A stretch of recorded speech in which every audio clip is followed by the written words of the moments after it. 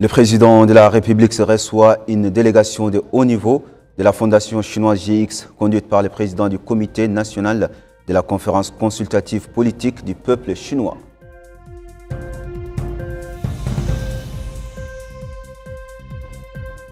Le président de la République procède à la pose de la première pierre du projet d'assainissement de la capitale Pôle-A.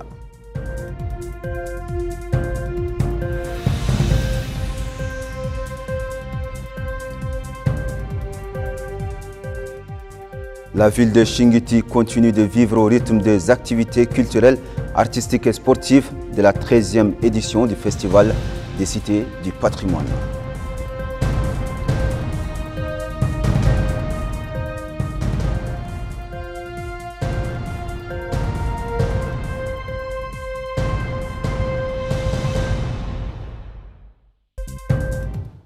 Mesdames et messieurs, bonsoir, bienvenue et merci de vous joindre à nous pour cette nouvelle édition que l'on ouvre par cette audience accordée ce soir par le président de la République, président de l'Union africaine, Mohamed Ould Cheikh El Ghazouani, à une délégation de haut niveau de la fondation chinoise GX, conduite par Long Xifeng, vice-président du comité national de la conférence consultative politique du peuple chinois.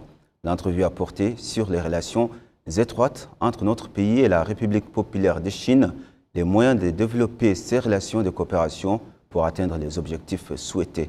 Le chef de la délégation a déclaré, à l'issue de l'audience qu'il a tenue, une rencontre très fructueuse avec son Excellence, Monsieur le Président de la République, autour de la préparation de l'action de la Fondation GX axée sur l'éradication de la cécité causée par la cataracte en Mauritanie. Il a ajouté que la Fondation est une organisation non gouvernementale basée à Hong Kong qui offre de l'aide médicale. Au cours de 14 mois, elle a aidé 1900 patients en Mauritanie qui ont recouvré leur vue grâce à des interventions chirurgicales effectuées en Nouakchott.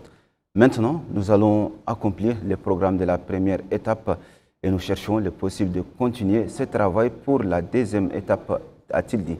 Il a en conclusion indiqué que leur action a été saluée par le président de la République qui soutient la poursuite pour compléter le programme de la Fondation. Il a dit espérer normaliser leur situation en Mauritanie pour pouvoir continuer de travailler, qui est un objectif soutenu par le président de la République.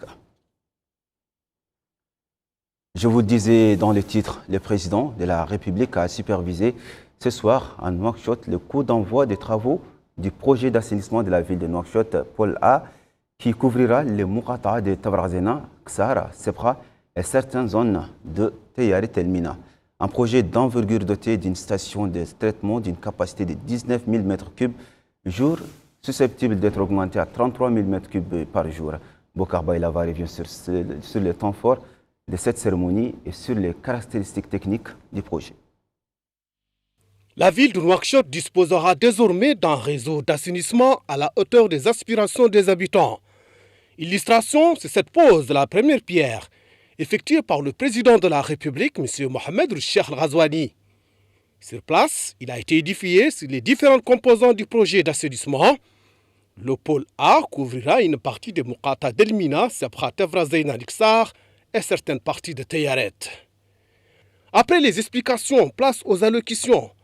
Et dans son intervention, la ministre de l'Hydraulique et de l'Assainissement, Mme Amal Minter Mouloud, a souligné l'importance de ce grand projet qui va contribuer à l'amélioration des conditions de vie des habitants de Nouakchott. Elle a indiqué que ce projet de grande envergure permettra à la ville l'accès à l'assainissement du fait que ce service revêt une importance capitale pour l'amélioration de la santé publique et de la propriété de l'environnement.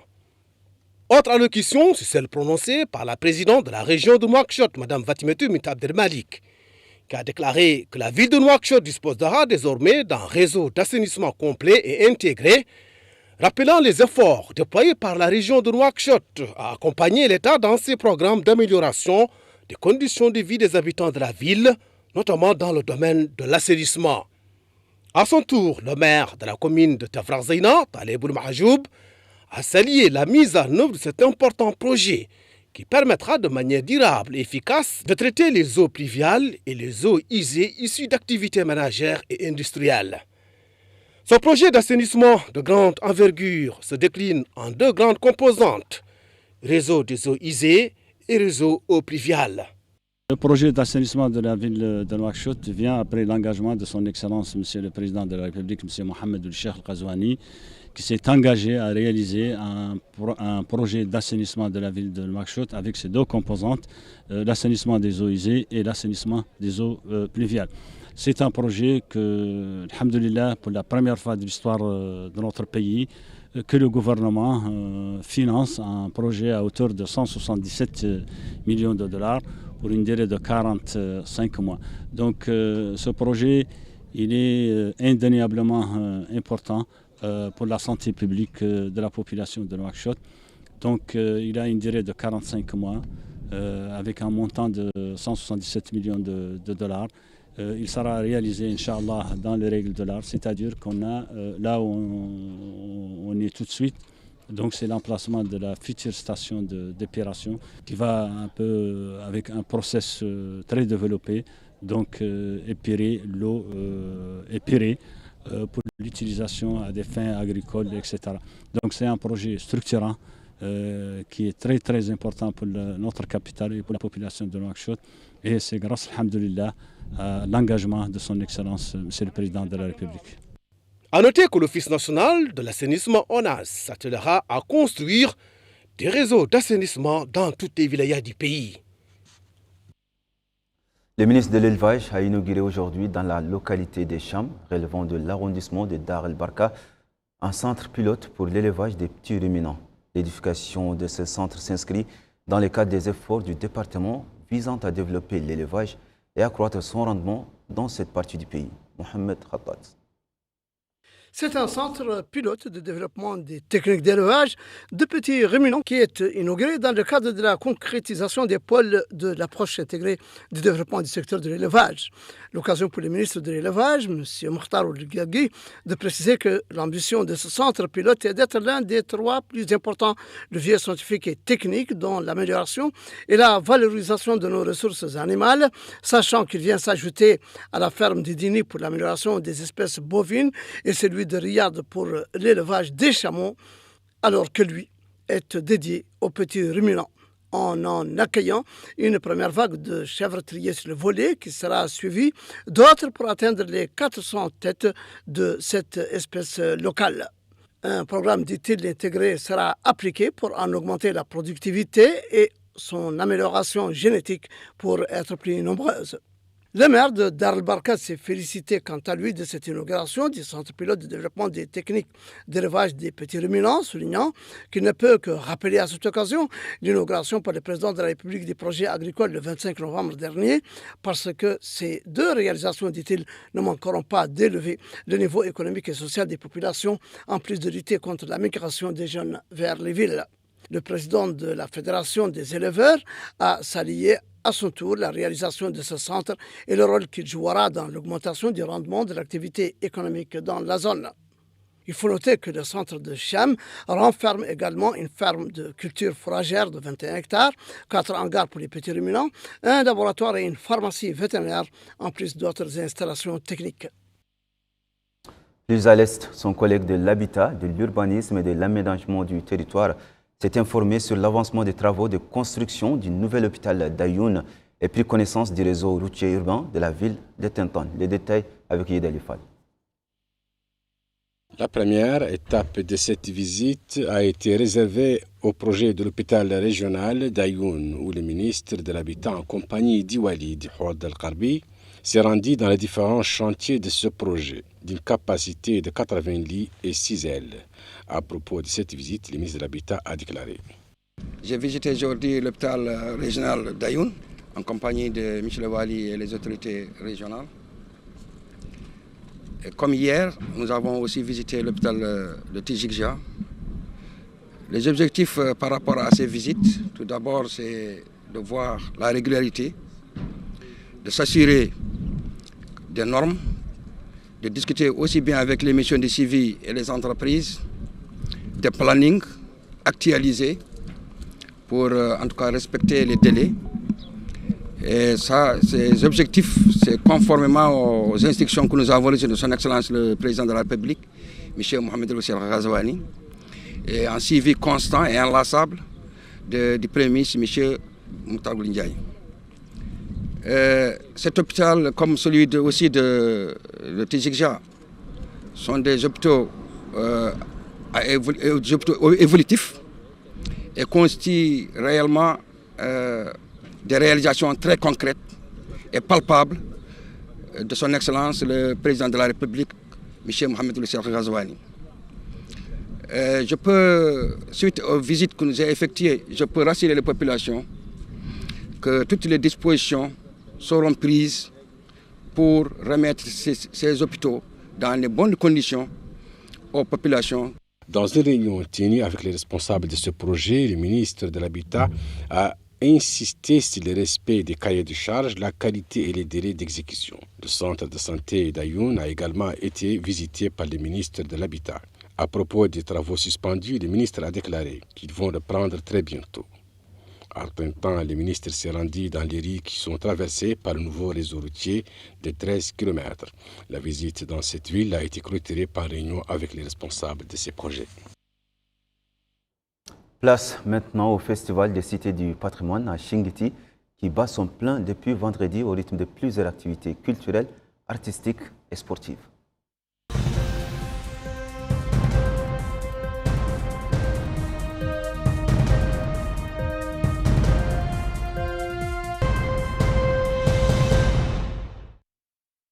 Premières activités qui ont marqué le programme du ministre de la Culture, des Arts, de la Communication et des Relations avec le Parlement, porte-parole du gouvernement à Chinguitti, dont la distribution aujourd'hui d'une quantité d'uniformes scolaires aux élèves des écoles primaires de la ville. Hussein Ould Medou a aussi visité les 220 stagiaires qui subissent une formation dans plusieurs métiers, suivie d'une visite à la maison de l'artisanat avant d'assister à une partie de damier qui figure parmi les jeux traditionnels inscrits au programme du festival. Les détails avec Mohamed Khabbab. Les activités de la 13e édition du Festival des Cités du Patrimoine se poursuivent dans la ville de Chinguitti. C'est une tournée qui a conduit aujourd'hui le ministre de la Culture, des Arts, de la Communication et des Relations avec le Parlement, porte-parole du gouvernement, M. Hussein Ould Medou, à l'école 1 de la ville de Chinguitti, la plus ancienne, où il a procédé à la distribution d'une quantité d'uniformes scolaires aux élèves des écoles primaires de la Muqata'a. L'opération comprend la distribution de 1200 pièces destinées à 4 écoles primaires à Chinguitti et Aïn Savra. L'occasion pour le ministre de souligner qu'il est venu pour superviser la distribution d'une quantité d'uniformes suffisante pour répondre aux besoins de tous les élèves de la ville de Chinguitti dans le cadre d'une initiative locale dirigée par M. Abdallahi Ould Mounir, dit-il. Il a indiqué que cette initiative est l'occasion de rappeler la priorité que le président de la République, M. Mohamed El Ghazouani, accorde à l'école républicaine en vue d'assurer son autonomisation en matière de ressources humaines, d'infrastructures, de contenu et de messages liés aux valeurs d'égalité, de justice et d'accès aux droits fondamentaux à l'éducation. Le ministre a rappelé que l'État a beaucoup investi dans ce domaine, qu'il s'agisse de la loi d'orientation, de la création de centaines d'écoles ou de contrats avec des milliers d'enseignants. Pour leur part, élus, cadres du personnel éducatif et membres du bureau des parents d'élèves ont souligné l'importance de cet appui de l'homme d'affaires précédé en faveur du choix de l'école républicaine qui en est à sa 3e année. Par la suite, le ministre a visité les ateliers techniques organisés au profit de 220 jeunes, garçons et filles de la Muqata'a dans les domaines de la formation professionnelle. Une session dont les participants bénéficient d'aides financières dans le cadre du volet formation et emploi du Festival des Cités du Patrimoine. Dans le village culturel, le ministre a rendu visite aux compétitions des jeux traditionnels, notamment Rame et Sig, pour lesquels concourent 4 équipes des villes anciennes. À Beit Chinguit, le ministre avait un peu plus tôt effectué une visite aux expositions de l'artisanat traditionnel dont il a visité les différents pavillons avant de se rendre au stand de Tichit d'exposition culinaire dont il a dégusté, lui et sa délégation, différents mets. Les habitants de Chinguitti et les hôtes du festival de premier rang, desquels figurait le ministre de la Culture, des Arts, de la Communication et des Relations avec le Parlement, porte-parole du gouvernement, ont assisté à la 3e soirée artistique et culturelle au cours de laquelle des musiciens, des troupes folkloriques et des poètes se sont produits. Sujet Yedel Fall. La troisième soirée du festival a débuté par la projection d'un film documentaire consacré aux recherches archéologiques dans la ville d'Ain Sabra. Ensuite, le folklore traditionnel a repris sa place sur cette tribune où se sont succédés des troupes artistiques qui ont rivalisé par leurs chants et les sketchs. Degel Dosson, cette troupe artistique Olof, a été particulièrement bien applaudie. Les noms des gagnants du prix du concours des poètes ont également été divulgués au public. Les poètes ont saisi l'occasion pour faire connaître au public les poèmes pour lesquels ils ont été primés. Les poèmes n'étaient pas exclusivement en arabe, en hassaniya, ils étaient également en langue nationale. Le public a pu suivre jusqu'à une heure tardive de la nuit les présentations des différentes troupes. L'autre volet, non moins important du festival, celui relatif à la santé. Une équipe médicale pluridisciplinaire accompagne le déroulement de cette manifestation à travers l'offre de prestations sanitaires gratuites aux habitants de la ville historique et les dons de médicaments. Bokar Bailaba. Le festival des cités du patrimoine ne rime pas seulement avec des activités culturelles et sportives. Le volet sanitaire est aussi présent. Illustration, c'est cette caravane médicale qui a pris position dans le centre de santé de la ville de Chinguitti. L'objectif est bien entendu d'offrir des consultations médicales gratuites aux populations locales. Ahmed Taleb Lemine est responsable à la direction de santé publique, affirme que la mise en œuvre de cette caravane s'inscrit dans le cadre des efforts visant à rapprocher les prestations sanitaires des citoyens. Il précise que l'équipe médicale assurera les services sanitaires gratuits au profit des participants au festival et des habitants de la ville de Chinguitti. Abdelaziz Azimine, membre de l'équipe médicale de la caravane, explique que les services portent essentiellement sur l'accès aux soins des patients souffrant de maladies dues au froid ou autres pathologies bénignes, précisant le nombre très réduit de cas urgents détectés à ce jour. La mise en œuvre de cette caravane est assaillie à sa juste valeur par les habitants de la ville de Chinguitti. Et il remercie les pouvoirs publics pour les efforts déployés pour améliorer la qualité des soins. A noter que cette caravane dispose d'un stock important de médicaments et des équipements pour mener à bien ses activités durant tout le festival. Jack Land, le directeur général de l'Institut du monde arabe, un des illustres du festival de Chinguitti, a accordé une interview à El Mauritania dans laquelle il a souligné l'organisation de ce prestigieux festival, soulignant qu'un événement de taille doit être dédié à la Mauritanie pour vulgariser les rôles historiques que les villes anciennes ont joués à travers l'histoire. Écoutons-le. On doit imaginer un événement fort et puissant dédié à la Mauritanie. Ces villes, à la fois, sont saisissantes parce qu'elles sont aujourd'hui encore, mais parce qu'elles racontent de l'histoire et de la culture de cette région du monde. Vous savez qu'une dynastie importante qui a rayonné ensuite sur l'ensemble de l'Arabie ou de la péninsule hispanique et d'autres, est née ou plutôt est originaire de Chinguitti, de cette région. Donc je pense que la Mauritanie est, par son histoire et son présent, au cœur de toute une série de cultures et de civilisations. Ainsi se referme notre fenêtre consacrée ce soir à la 13e édition du Festival des cités du patrimoine. Le reste de l'actualité, nous l'abordons après ce jingle.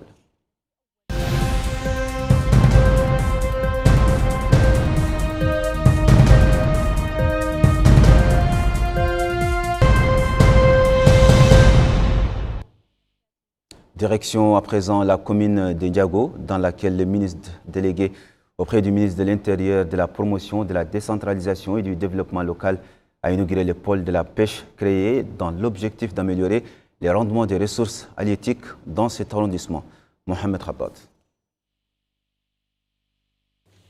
C'est une inauguration par le ministre délégué auprès du ministre de l'Intérieur, de la promotion, de la décentralisation et du développement local, chargé de la décentralisation et du développement local, M. Yacoub Oul-Sadval, d'un complexe multifonctionnel qui place la ville de Ndiago en pole position pour devenir un véritable pôle de développement économique.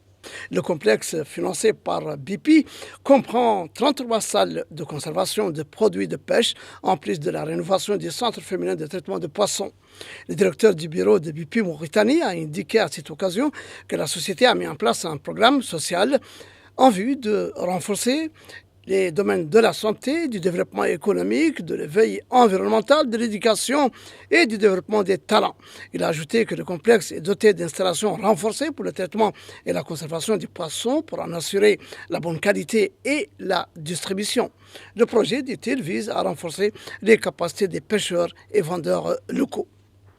Pour sa part, le représentant de Cosmos a indiqué quant à lui que ce projet est le fruit de leur collaboration avec leurs partenaires visant à améliorer les conditions de vie des populations en créant une valeur ajoutée, en augmentant le rendement, ce qui crée de l'emploi. Cette unité fait partie d'un programme plus large enfermant l'accès à l'eau potable, l'amélioration des services de santé, le développement de l'agriculture et le soutien des petites entreprises. Le maire de Ndiago a, pour sa part, loué au nom des populations la réalisation de cette importante infrastructure, soulignant que ce pôle de pêche de Ndiago va redynamiser l'activité de pêche grâce aux infrastructures adéquates, ajoutant que 250 personnes profiteront directement de cette réalisation et 1200 de façon indirecte. Le représentant de Ecodev a, de son côté, indiqué que cette infrastructure s'inscrit dans le cadre de la coopération et le partenariat qui lie l'organisation et la commune de Ndiago, visant à soutenir les pêcheurs.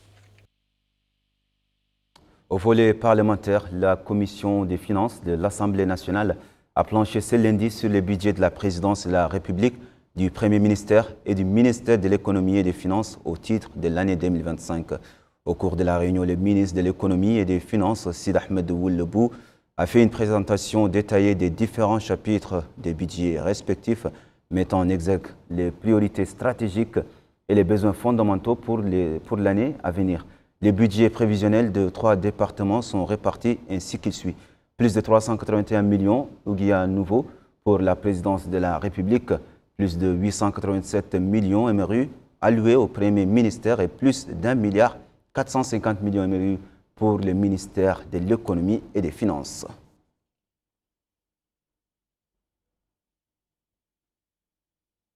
Début aujourd'hui à Nouakchott d'un atelier de formation sur la qualité des évaluations des établissements d'enseignement supérieur organisé par l'autorité mauritanienne d'assurance qualité de l'enseignement supérieur et de la recherche scientifique. Pendant 2 jours, des experts nationaux présenteront des exposés sur les missions et les pouvoirs de l'autorité, l'assurance qualité, l'audit interne, l'évaluation par l'amélioration continue, l'analyse et le diagnostic et les méthodes utilisées pour mener des évaluations selon les normes du Guide national des références pour l'évaluation des formations. S'exprimant au nom du ministre de l'Enseignement supérieur et de la Recherche scientifique, le secrétaire général du ministère, Cheikh Nouy, a souligné l'importance de cet atelier et son rôle dans l'évaluation du niveau de l'enseignement supérieur et de la recherche scientifique, de l'amélioration de la qualité à travers le suivi de l'amélioration pour être au diapason des derniers développements dans ce domaine. Autre atelier de formation, celui organisé aujourd'hui sur la sécurité et la sûreté maritime par l'Agence mauritanienne des affaires maritimes avec l'appui du comité d'environnement de la Société mauritanienne des hydrocarbures. Les détails avec Yedel Ifal. L'atelier de 5 jours vise à renforcer les capacités du personnel de gestion maritime, notamment en ce qui concerne la sécurité d'exploitation des navires, la protection de la vie humaine et des biens et la protection de l'environnement marin. Le secrétaire général du ministère de la Pêche, des infrastructures maritimes et des ports, M. Sidi Ali ou Sidi Boubacar, a souligné dans un discours prononcé à cette occasion que l'organisation de cette rencontre fait suite à l'atelier organisé la semaine dernière à Nouadhibou sur le thème de la sécurité et de la sûreté maritime, le bilan et les perspectives. Il a expliqué que la Mauritanie a adhéré à la plupart des conventions internationales de l'Organisation maritime internationale, y compris la Convention sur la sécurité maritime, et assume des responsabilités en ce qui concerne l'application de ces mesures aux navires immatriculés sous pavillon mauritanien, et ceux qui transitent par nos ports dans le cadre de l'inspection par l'État du port, selon les conventions, y compris la convention d'Abuja auquel nous sommes partis, a dit le secrétaire général. Cette formation a pour but de permettre au personnel de comprendre ses devoirs et responsabilités en matière de sécurité maritime et de sûreté des installations portières afin qu'il puisse s'acquitter convenablement des tâches qui lui sont confiées. Nous refermons ce journal par cet autre atelier de formation organisé par le ministère de l'Action sociale, de l'enfance et de la famille en collaboration avec le Fonds des Nations Unies pour la population à l'intention des organisations des femmes et des jeunes sur le thème suivant. Campagne de plaidoyer pour la promotion de la participation politique des femmes. Mohamed Khattad. C'est une formation à l'intention des organisations de femmes et des jeunes qui vise à promouvoir la participation politique des femmes. L'atelier qui dure 3 jours a été supervisé par le secrétaire général du ministère de l'Action sociale, de l'enfance et de la famille, M. Hamoudi ou le Cheikh Ali, qui a indiqué que la femme mauritanienne bénéficie d'une attention particulière des pouvoirs publics, notamment en matière d'éducation et de formation professionnelle, relevant que le gouvernement mauritanien a élaboré des programmes spéciaux de prise en charge et d'assistance sociale aux groupes fragiles, dont les femmes, les personnes âgées et les personnes atteintes de maladies chroniques dans le cadre des efforts permanents de plaidoyer en faveur des couches les plus vulnérables de la société.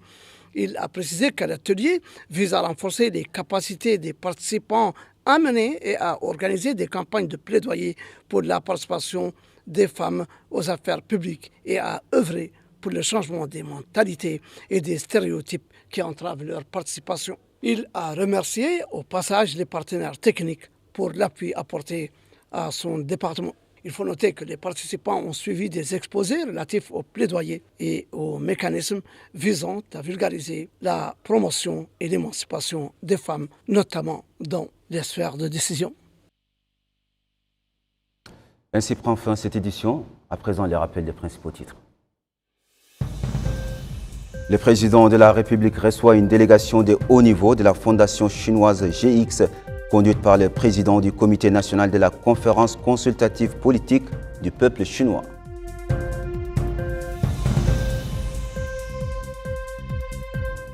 Le président de la République procède à la pose de la première pierre du projet d'assainissement de la capitale Pôle A.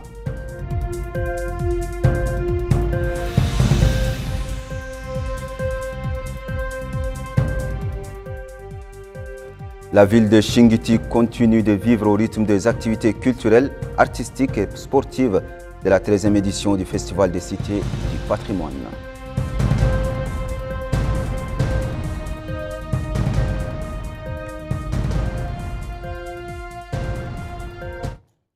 Mesdames, Mesdemoiselles, Messieurs, merci d'avoir suivi cette édition. Merci de votre fidélité.